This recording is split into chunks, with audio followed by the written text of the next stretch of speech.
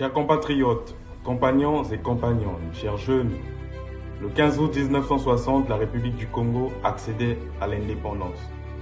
Cette date historique marque le début d'une nouvelle page de notre histoire, celle d'un peuple appelé à prendre en main son destin et à construire par lui-même l'avenir de sa nation. 66 années après l'indépendance, une question essentielle demeure.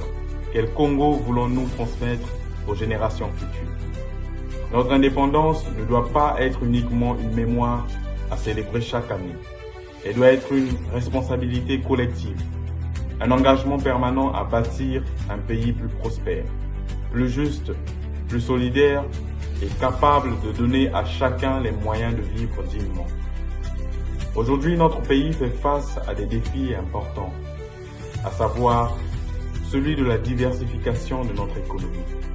Nous devons réduire notre dépendance aux matières premières et encourager davantage l'agriculture, l'industrie, le numérique, le tourisme, les services et l'entrepreneuriat local.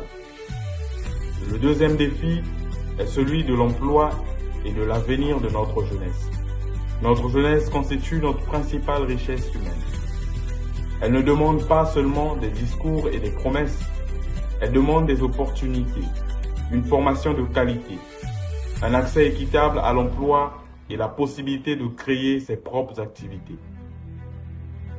Nous devons donc investir davantage dans la formation professionnelle, l'entrepreneuriat et l'innovation, afin de transformer le potentiel de notre jeunesse en véritable moteur de développement.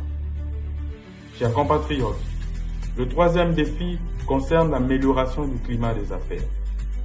Attirer les investisseurs nécessite un environnement plus transparent, plus prévisible et plus favorable à l'initiative privée. Mais au-delà des capitaux étrangers, nous devons également faire confiance aux entrepreneurs congolais, soutenir les PME et valoriser le Made in Congo.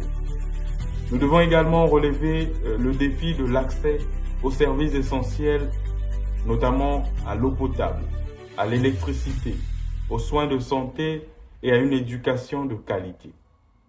Le développement d'un pays se mesure aussi à la capacité de ses citoyens à accéder dignement aux services fondamentaux.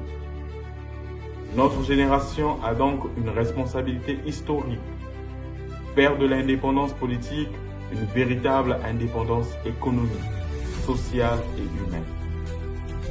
Le Congo possède des ressources naturelles considérables, mais sa plus grande richesse reste